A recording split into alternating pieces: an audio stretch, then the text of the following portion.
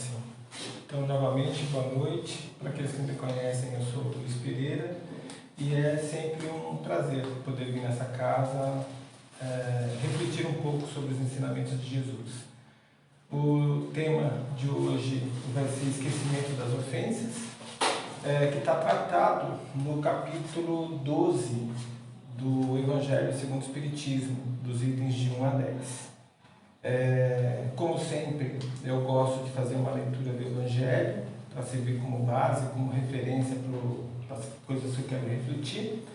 Mas antes, vamos fazer uma breve elevação, só para a gente se unir em consciência, em espírito, para unidos em espírito a gente poder aproveitar melhor as reflexões que quero fazer. Então, fechando os nossos olhos, vamos pensar somente em coisas boas, em pessoas que amamos, em momentos felizes. E assim, fazendo isso de maneira intensa, como se um momento de alegria, de felicidade estivesse ocorrendo agora, como se a pessoa amada estivesse aqui ao nosso lado, nós vamos nos unindo cada vez mais em espírito, porque estamos vibrando as mesmas energias, porque vibrar é pensar e sentir. E assim unidos, vamos então aproveitar o momento para agradecer. Agradecer aos nossos espíritos amigos, em especial aos nossos mentores, que nos ajudam, nos intuindo para caminharmos melhor neste plano material. Vamos também agradecendo aos espíritos que, mesmo estando desencarnados, se unem em grupos, em fraternidades, para ajudar a outros espíritos que precisem de algum tipo de ajuda. Em homenagem a esses espíritos, nós oramos. Nosso Divino Mestre e Salvador, fortalecei-nos e amparai-nos para que possamos lutar contra as forças do mal que tentam dominar o mundo. Veneráveis mensageiros celestes, auxiliares de Jesus, fortalecei-nos e amparai-nos para que possamos lutar contra as forças do mal que tentam dominar o mundo. Pai nosso, Criador nosso, fonte eterna de amor e de luz, fortalecei-nos e amparai-nos para que possamos lutar contra as forças do mal que tentam dominar o mundo. E agora, vamos nos sintonizando com as esferas crísticas para poder agradecer a espíritos do nível de Maria, que foi mãe de Jesus, como do próprio Jesus. A Maria, vamos agradecendo pelas bênçãos que de maneira contínua envia para toda a humanidade. Bênçãos de amor, bênçãos de paz. Que possamos nós estarmos sempre receptivos a essas bênçãos e que possamos mais. Que possamos distribuir essas bênçãos de amor, bênçãos de paz a todos aqueles que estiverem à nossa volta. A Jesus, vamos agradecendo pelos seus ensinamentos, pelos exemplos que nos deixou quando aqui esteve encarnado.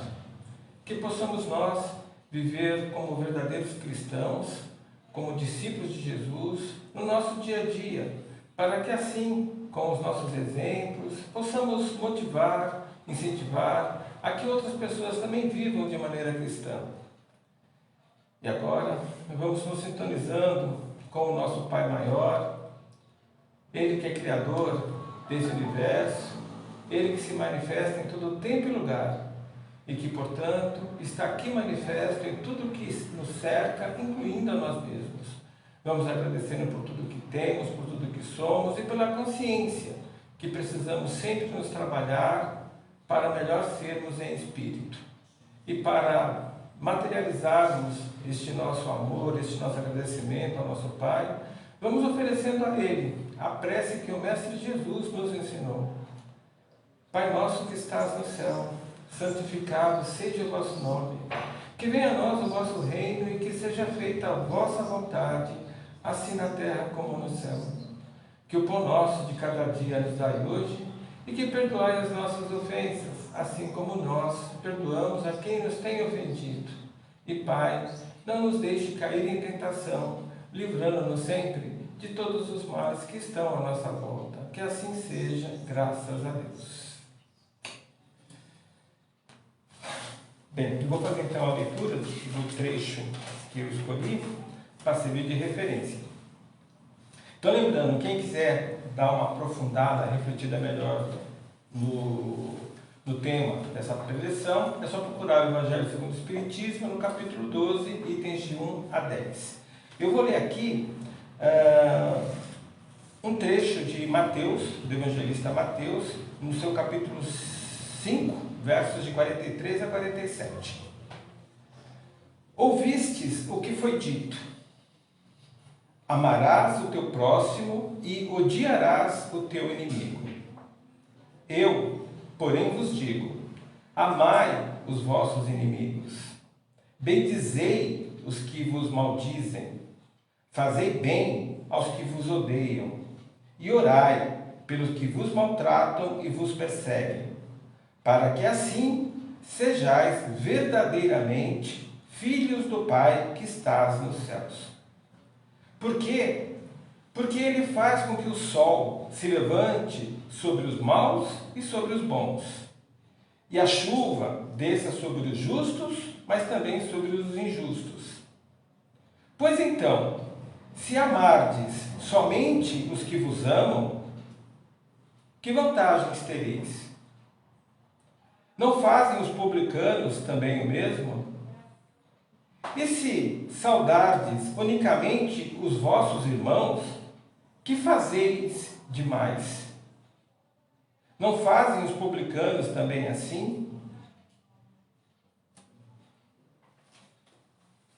Então, esse trecho de Mateus, capítulo 5, é um senhor desafio, né? A gente seguir esse conselho que Jesus nos coloca. Porque Ele está pedindo para a gente perdoar aqueles que nos fazem mal, aqueles que nos maltratam, que nos perseguem. Na verdade, Ele está falando para a gente amar a todos aqueles que de alguma forma nos fazem mal, nos querem mal.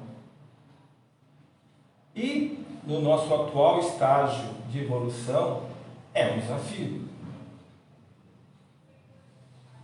A gente amar aquele colega do trabalho que nos faz mal, que nos persegue, aquela pessoa que a gente tem consciência que não gosta da gente, que nos prejudica de alguma forma, falando mal, por exemplo.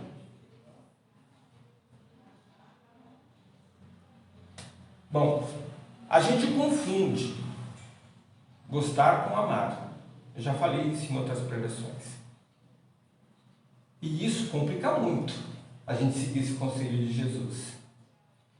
Porque Jesus está pedindo aí para nós amarmos o nosso próximo, não para nós gostarmos do nosso próximo.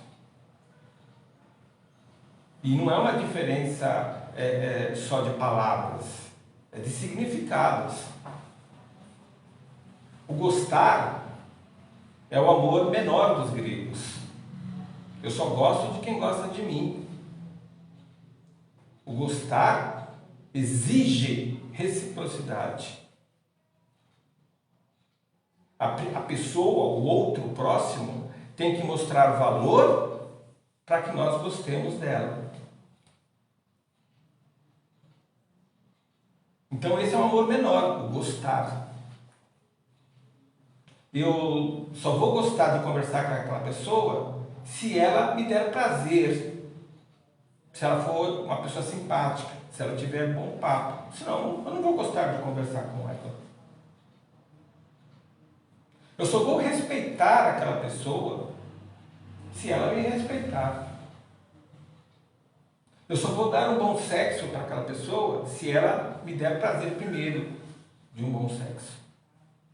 São os amores menores dos gregos, né? O eros, por exemplo, é o amor do sexo. É o pragma, o amor da admiração. É o ludus, o amor de gostar junto, de gostar de estar junto. Mas Jesus não pediu para que a gente gostasse de ninguém. Ele não pediu para que a gente praticasse o amor menor. Ele pediu para que a gente praticasse o amor maior. Esse amor maior, que os gregos chamavam, dependendo do contexto, de ágape, de storge, de filia,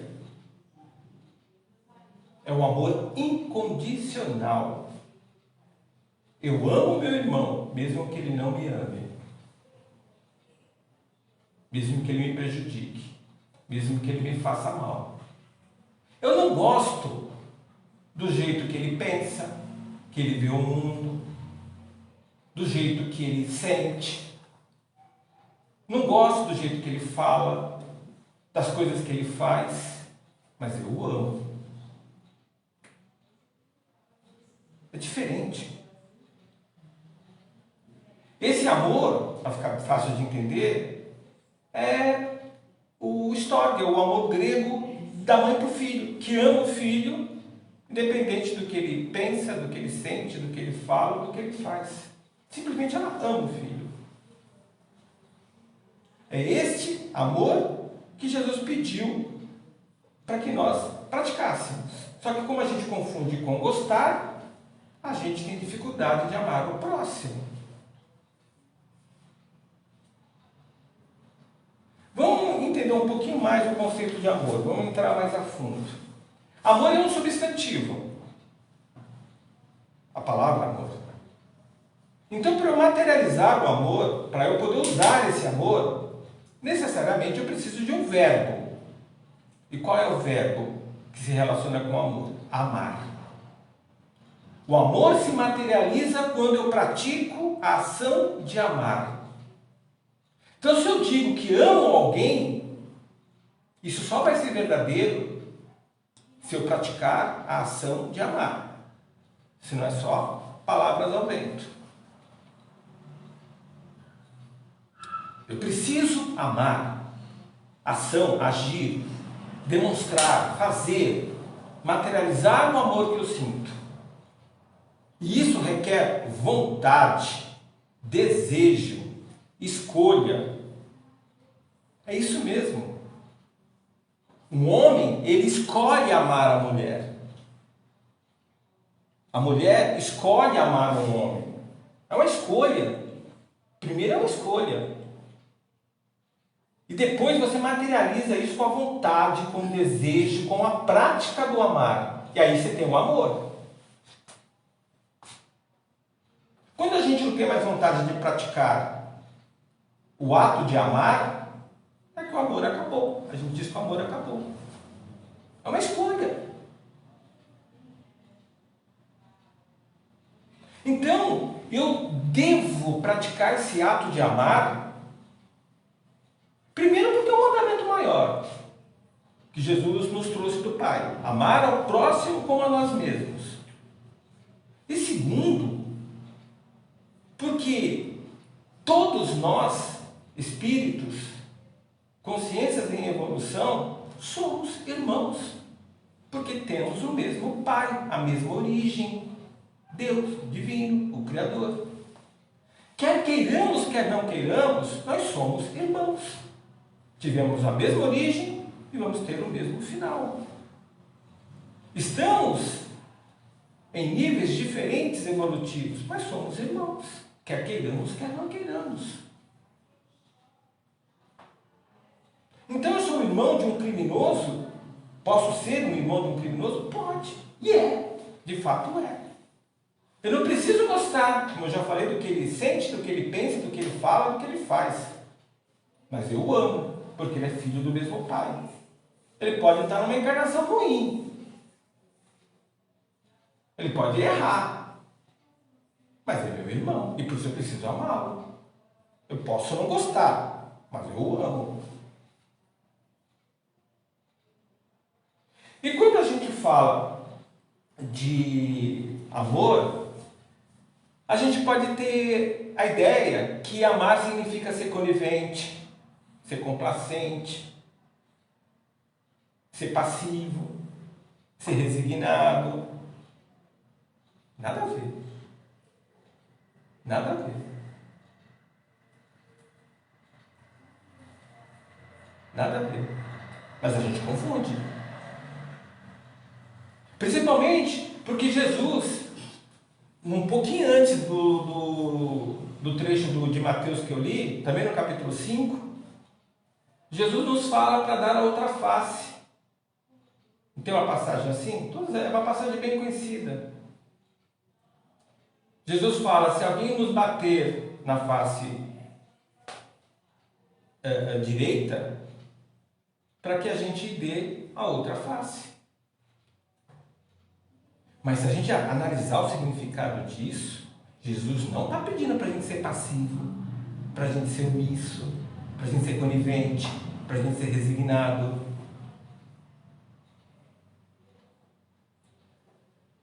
Vamos entender melhor esse lance de bater a face. O judeu, como a maioria da humanidade, mais de 90% é destro. Usa a mão direita para bater. Só que ele não bate com a palma, como a gente está acostumado. Porque se ele bater com a palma, usando a mão direita, ele vai atingir a face esquerda do oponente, daquele que ele quer agredir. E a face esquerda, para todo judeu, é a face impura, é a face do pecado, é a face do erro. Então, como que o judeu batia? Com as costas da mão. Usando a mão direita dele, ele batia com as costas da mão e atingia assim a face direita de quem ele quer agredir. O que Jesus fala para a gente fazer? Você bateu na face direita? Então duvido você bater na face esquerda, na face que é impura, na face que é do pecado. E o judeu, ele era muito rigoroso com relação a essas coisas. Ou seja, você vai fazer no mínimo o agressor parar e pensar. Jesus não pediu para ser resignado. Nesse mesmo capítulo 5, ele fala: se alguém pedir para a gente andar uma milha, ande duas. Se alguém nos pedir a capa, dê a túnica toda. Ou seja, ser inabalável. Praticar o satyagraha dos hindus. Praticar a verdade com firmeza. Você sabe o certo? Então, haja da maneira certa. Amando. Alguém te roubou o celular? Se eu roubar, eu tenho que amar o cara que roubou meu celular? Tenho. Mas isso não significa que eu não quero que ele seja preso. Eu amo, mas não gostei do que ele fez. Ele fez uma coisa errada, então eu quero que ele seja capturado e retirado do seio da sociedade. E, se possível, meu celular de volta. Só que eu tenho que fazer isso com todo o amor do mundo. Senão eu estou me nivelando ao agressor. Ao cara que roubou meu celular.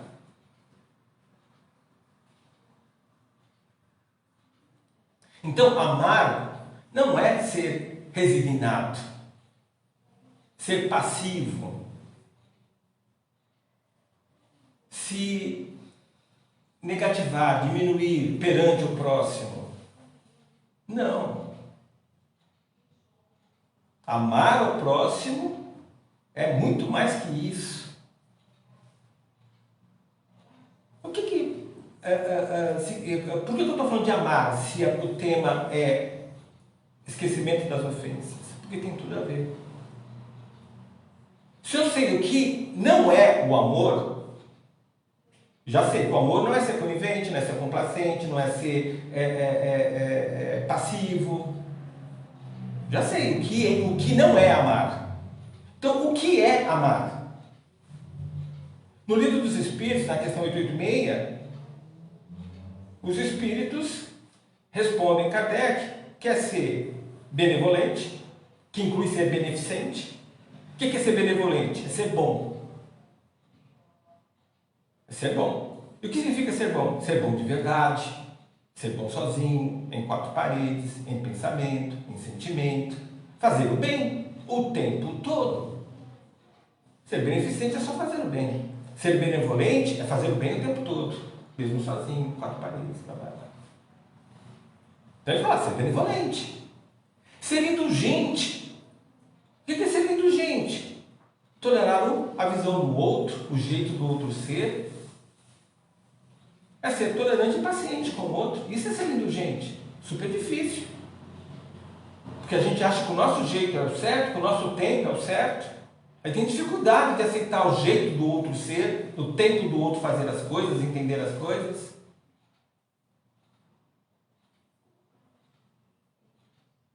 E ele fala em praticar o perdão ainda.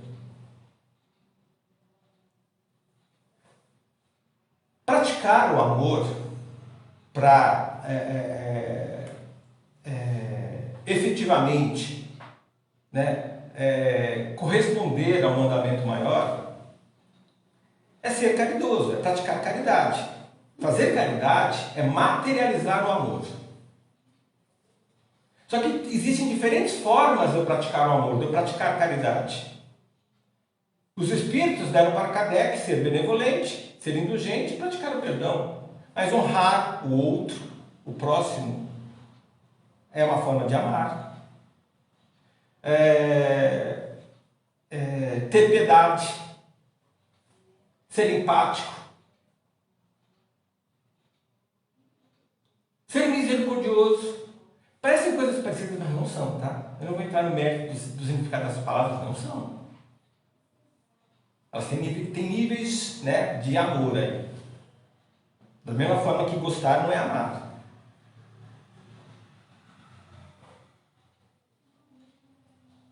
Bem, de todas essas formas que eu falei de praticar o amor, uma que a gente tem que praticar o nosso tempo todo é o perdão. Né? Então, isso não implica que eu devo deixar de fazer as outras formas. Ser empático, perceber a necessidade do outro, sentir o que o outro sente. Isso é empatia, isso é importante. Ser piedoso, né? Eu tenho a empatia, mas eu não fico só na empatia. Eu necessariamente vou, o outro caiu. Eu não fico só, não tenho só empatia, sinto a dor que o outro sente. Dor física, dor espiritual. Eu vou lá e ajudo. Isso é ser piedoso. Eu materializo a minha empatia.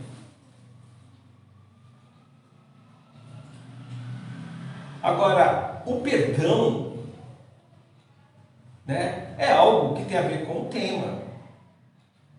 Porque esquecer o mal que o outro me faz, ou, melhor ainda, ser inabalável e inatingível, independente do que o outro fala ou faz que me atinge, que tenta me atingir. Tipo, alguém me agride com palavras e eu não perco o meu estado de espírito. Eu me mantenho manso, em paz de espírito, né? Ou seja, eu pratico a terceira bem-aventurança. Bem-aventurados os mansos, os equilibrados, os que têm paz de espírito, porque viverão bem na terra, viverão bem na matéria. Então eu pratico a mansuetude, então eu sou equilibrado. Pode falar, entra aqui, sai aqui. Ah, você é um incompetente. Entra aqui, sai aqui. Porque se eu não sou incompetente, não vai encaixar o que ele vai me falar. Não vai me abalar, não vai me ofender.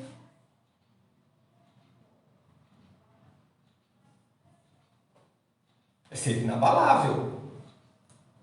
O perdão tem a ver com a quarta bem-aventurança, é o nível mais alto. Por quê? Eu não esqueço o mal que o outro me fez, mas não dói, porque eu sou inabalável, já tenho a terceira bem-aventurança, estou na quarta. Eu não esqueço. Eu vejo a ferida, lembro de como o outro me fez aquela ferida, mas não sinto dor. Não tenho rancor, não tenho ódio, não quero vingança.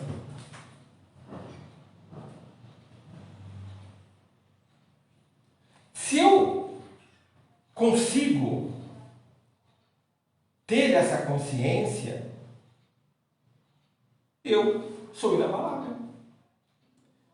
Perdoar, então, é mais do que esquecer o mal que o outro me fez, ou o que supostamente me fez, porque às vezes é erro de julgamento. O outro nem me quis mal. Eu, na minha visão, no meu julgamento, acho que o outro falou para me prejudicar, para me humilhar, ou fez algo que me prejudicou, mas ele não fez com o intuito de me prejudicar, ou ele não fez para mim. Eu que dei margem para essa coisa acontecesse e fiquei com raiva, com ódio, com mal, enfim.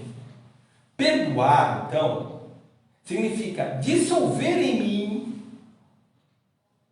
um sentimento que eu desenvolvi por erro de julgamento ou por julgamento que o outro, na minha visão, não necessariamente, me fez. Para facilitar e a gente concluir, a gente não pode confundir perdão com desculpa. Da mesma forma que eu não devo confundir gostar com amar, eu devo perdoar o outro, eu não preciso lhe tirar a culpa. Como assim eu posso perdoar e não tirar a culpa? A pessoa me roubou o celular. Eu o perdoo por ter roubado o meu celular.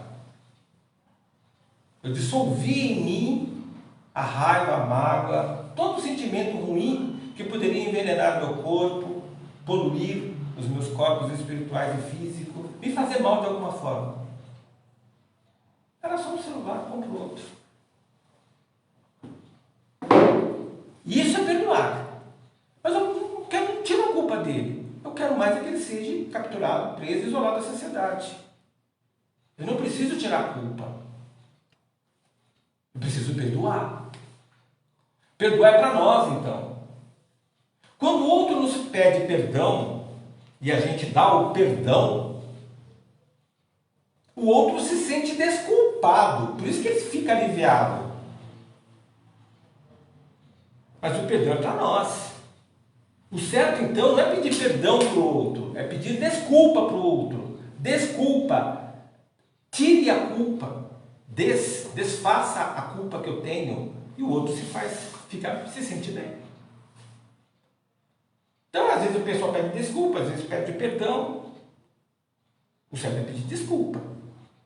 Se eu der a desculpa, ele está desculpado. Se eu não der a desculpa, ele não está desculpado. Agora, o perdão é para mim. Eu o perdoo significa que eu dissolvi em mim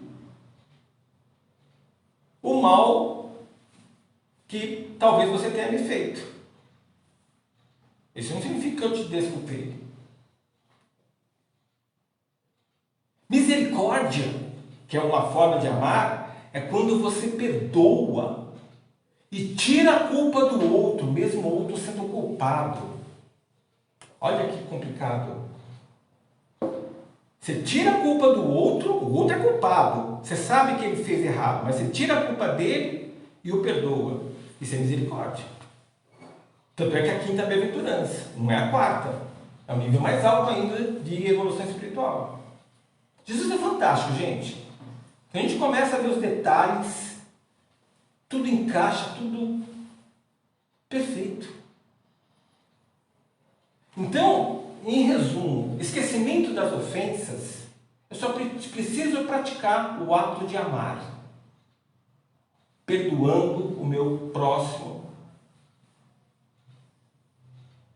que assim eu não maculo o meu espírito, o meu corpo físico.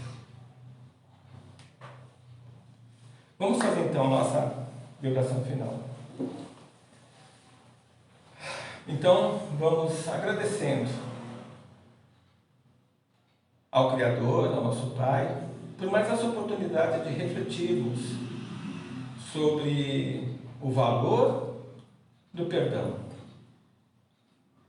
Que possamos sempre ter em nossa consciência, em nossa mente, a importância de perdoarmos o nosso próximo, de praticarmos esse ato de amor. Que não precisamos necessariamente desculpar o meu próximo, mas que a gente precisa perdoar. Para nosso próprio bem, para nossa melhor evolução. Que possamos, então, amar o nosso próximo de forma incondicional. Lembrando que não precisamos gostar do que o nosso próximo pensa, sente, fala ou faz. Mas nós precisamos amá-lo. E materializar esse amor de diferentes maneiras. Uma delas, perdoando. Como forma de agradecimento pelas novas consciências que podemos obter dessa nossa preleção, vamos vibrando paz, amor e vamos irradiando para todos os lugares que a nossa consciência, que a nossa mente puder alcançar. Que assim os espíritos que se encontram em dificuldade, em guerra, em dificuldade por calamidades públicas, em dificuldade porque se encontram reclusos em hospitais, asilos, orfanatos, nas nossas ruas, possam de alguma forma receber as energias que estamos usinando de paz e amor, e que essas energias, ao alcançá-los, possam de alguma forma aliviar as suas dores, as suas dificuldades, os seus sofrimentos.